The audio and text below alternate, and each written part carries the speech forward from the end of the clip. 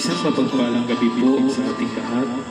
Sa lahat po ng ating mga kapwa Pilipino, inaanyayahan ko po kayo sa gabi ito na ating ipanalangin ang ating bansang Pilipinas.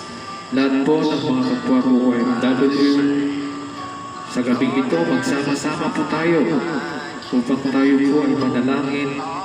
Tingin natin sa Diyos ang kaligtasan ng ating mga kapwa Pilipino sa bansang Pilipinas. Panginoon, sa oras na ito, kami pong mga OFW ay nagkakaisa, humihingi ng tulong, Panginoon.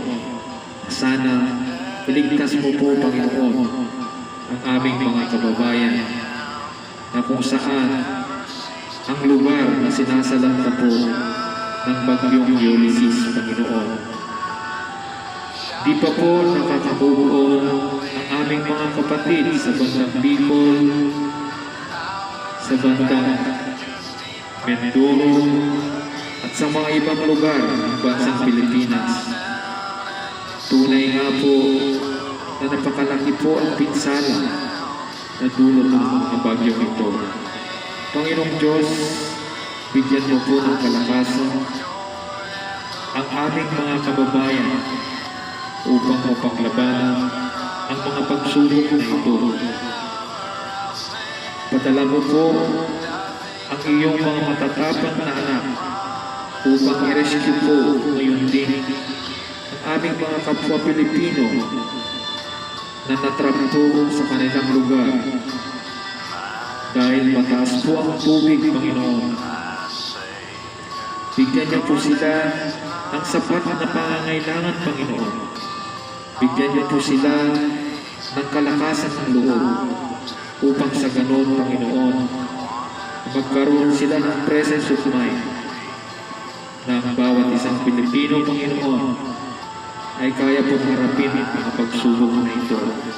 Panginoong Diyos, ipuin mo po ang puso ng mga bawat Pilipino upang magsama-sama, magtulong-tulong upang sagipin ang aming mga kapatid na sinasalanta ng bagyong Ulysses.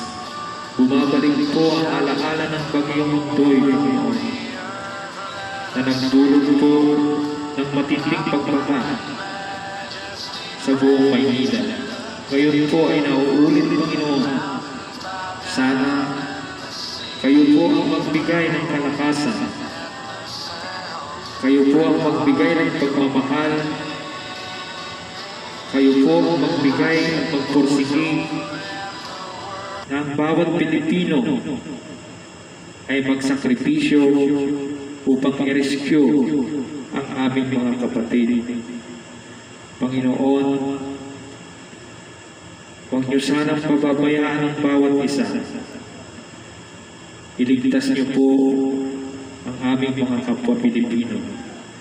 Ito lamang po ang aming dalangin sa pangalan ng iyong anak ng Panginoong Jesus. Amen.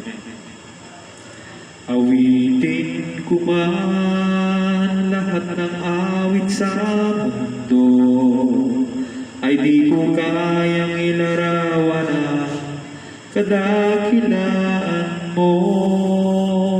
Kulang ang mga salita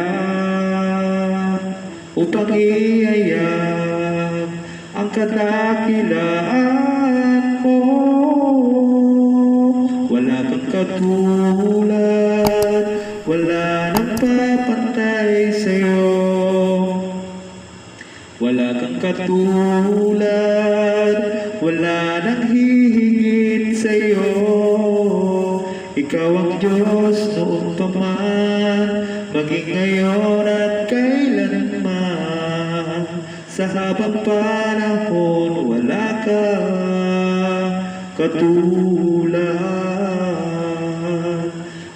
Maraming salamat po, Panginoon, at maraming salamat sa mga kapwa OFW na nag-alay po ng panalangin sa ating mga kapatid na sinasalanta po ng bagyo sa ating bansang Pilipinas. God bless you po sa inyong lahat.